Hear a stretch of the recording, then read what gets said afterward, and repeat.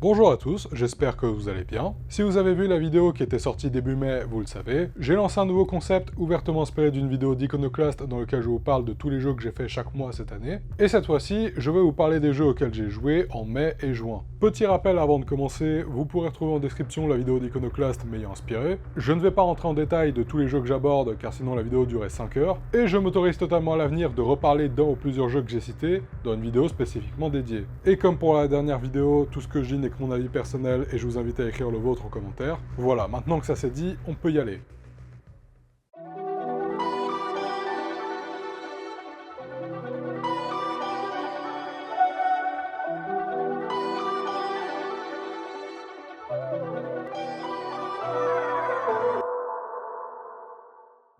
Comme dit la dernière fois, je pensais commencer ce mois de mai avec Clair Obscur Expédition 33. Et j'ai pu aussi vérifier si c'était aussi bien que ce que les gens disaient. Et bah les gens ils avaient raison. Développé par Soundfall Interactive, un petit studio français basé à Montpellier, Clair Obscur Expédition 33 se déroule dans un monde fantastique dans lequel l'humanité est en voie d'extinction. Pourquoi ? Eh bien à cause d'une entité nommée la Pinteresse, qui chaque année peint sur son monolithe un nombre de plus en plus petit, et ce nombre, c'est l'âge limite auquel les humains ont le droit de vivre. Dès qu'un humain atteint le chiffre peint, ce dernier se fait automatiquement gommer et disparaît dans des pétales de fleurs. Mais évidemment, l'humanité n'étant pas résignée à disparaître, organise depuis des décennies des expéditions dans le but d'arrêter la Pinteresse. Et justement, on va suivre l'expédition 33, composée de Gustave, Maël, Lune et Ciel. 4 personnages drôles et attachants, mais aussi brisés par les pertes successives de leurs proches, et qui comptent bien arrêter ce cycle de mort. Et je vais m'arrêter là, déjà parce que je ne tiens pas à vous spoiler, mais aussi parce que justement, l'histoire du jeu fut pour moi une grosse surprise. Honnêtement, à la base je pensais juste que j'allais jouer à RPG avec des mécaniques de Persona, mais je pensais pas que j'allais me retrouver devant une histoire aussi touchante et maîtrisée, avec le deuil pour toile de fond.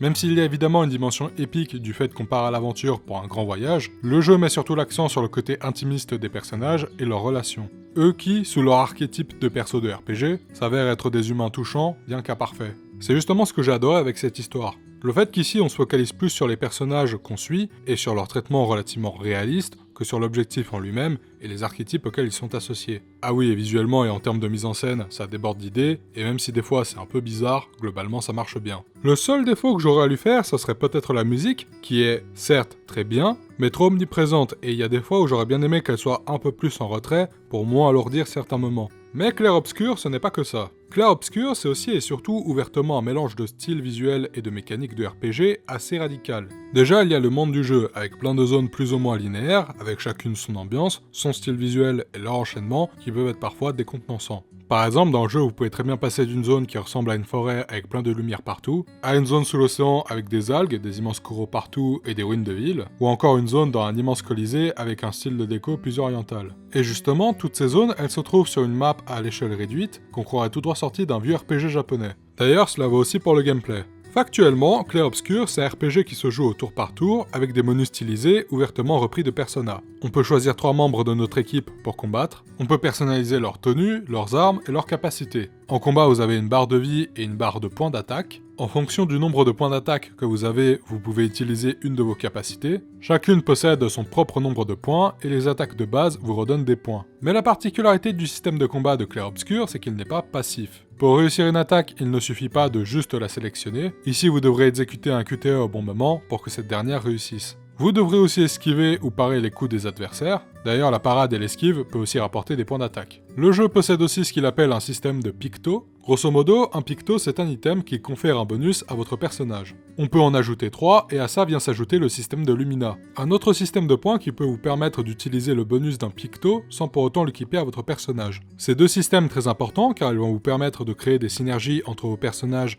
et leur attaque, et ça fait que vous pourrez construire une équipe avec un build de plus en plus broken. Mais justement, si à titre personnel je devais faire 2 reproches, ce serait premièrement le timing des esquives et des parades que j'ai trouvé un peu trop short, et d'ailleurs le fait que le endgame monte un peu artificiellement le niveau des ennemis pour privilégier la parade qui fait plus de dégâts, ça a pas aidé. Et le deuxième, c'est que si en théorie les systèmes de Picto et de Lumina sont simples à comprendre, dans les faits c'est visuellement le bordel, principalement à cause de l'interface qui est particulièrement reputante. D'ailleurs, alors même si je considère pas ça comme un défaut, le fait que le jeu introduise jusqu'à très tard dans votre partie plein de variations à tout ce dont j'ai parlé, c'est certes un excellent moyen de renouveler le gameplay, mais ça fait aussi une sacrée charge cognitive pour celui qui joue. Mais mis à part ces petits reproches, j'ai adoré le gameplay. les zones sont visuellement folles, les combats sont addictifs et arrivent parfaitement à combiner l'aspect tactique du tour par tour et l'aspect jeu de rythme avec ses QTE, parades et esquives. De plus, la plupart des ennemis ont un très bon chara design avec chacun ses particularités en combat, du coup ça fait qu'on adapte toujours notre stratégie, bref c'est trop bien. Comme dit plus tôt, Clair Obscur c'est un mélange visuel et de mécanique de plein de trucs qu'en temps normal on retrouverait dans des RPG japonais. Si au premier abord c'est un peu décontenançant, le tout marche étonnamment très bien et arrive à quelque chose d'assez unique. Bref, je pourrais encore m'étaler sur plein de trucs, mais tout ça pour dire que j'ai beaucoup aimé Clair Obscur Expedition 33. Sincèrement, ça a été une de mes meilleures expériences cette année, et d'ailleurs j'ai aussi obtenu le platine.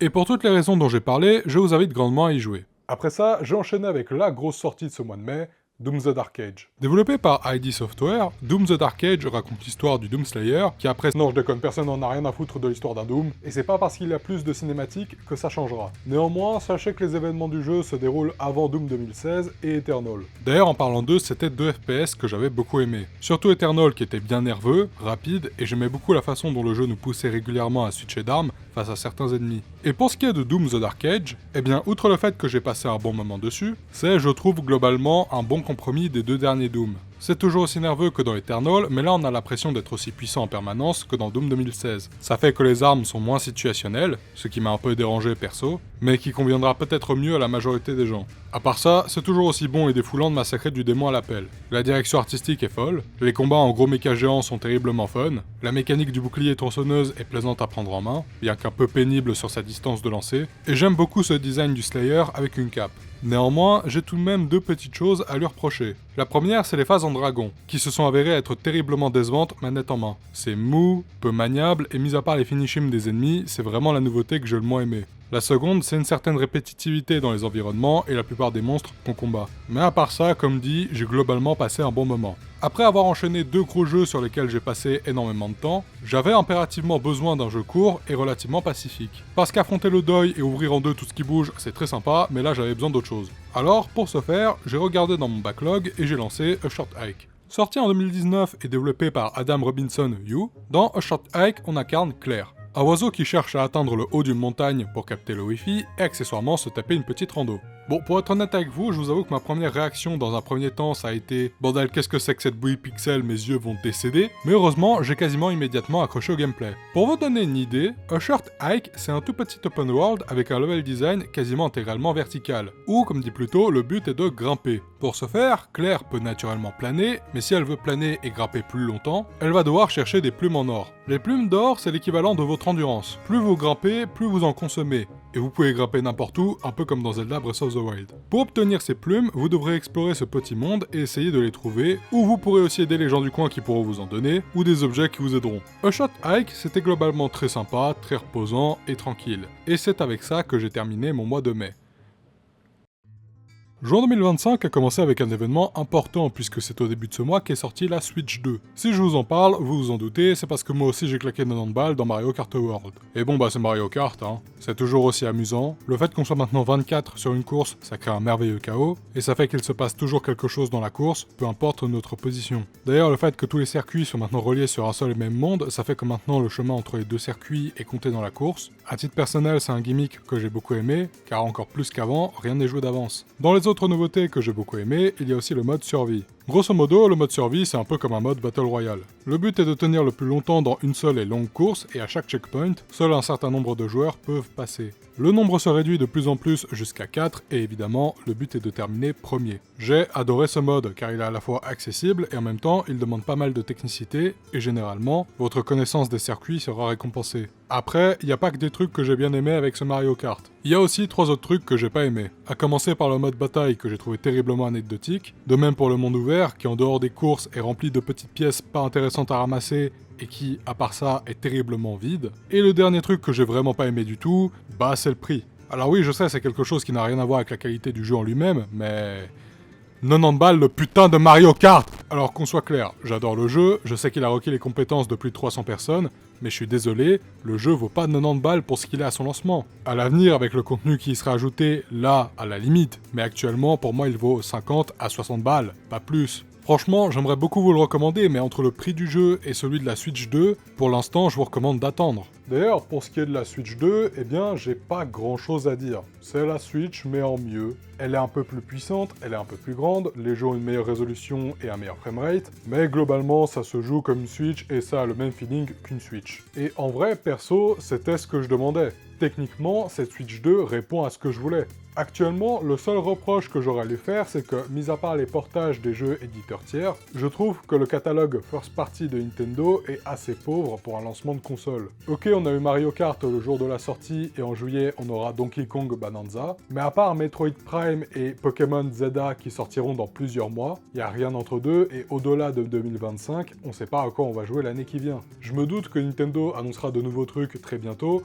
mais je sais pas, je trouve la gestion un peu bizarre. Mais voilà, pour l'instant, c'était tout ce que j'ai à dire sur la Switch 2. J'y rejouerai en juillet avec Donkey Kong Bonanza et probablement le portage de Yakuza 0, mais entre-temps, j'ai joué à autre chose. En parallèle de la sortie de la Switch 2, vous l'aurez sûrement vu, il y a eu aussi le Summer Game Fest, et plus largement, la période habituelle des conférences et des annonces de jeux. Et si comme moi vous êtes un fan de Silent Hill, on peut dire qu'on a été servi. Entre les nouvelles images et la date de Silent Hill F, mais aussi l'annonce de la mise en chantier du remake du 1, à nouveau par Bloober Team, ça a fait vraiment plaisir. Et justement, ça m'a donné envie de refaire le remake du 2, dont j'avais parlé en vidéo il y a quelques mois, et notamment pour voir si avec du recul, j'avais changé d'avis. Et bah non, mon avis n'a quasiment pas changé. J'adore toujours autant ce remake, et les seules choses qui ont un peu changé, c'est déjà que cette fois, j'ai enfin réussi à me faire au combat du jeu, et que cette fois j'y ai joué sur PS5, parce que l'optimisation de la version PC est vraiment pas dingue. D'ailleurs, j'en ai profité pour obtenir le platine. Le platine était plutôt cool à faire, c'était pas spécialement dur, surtout long, mais très sympa.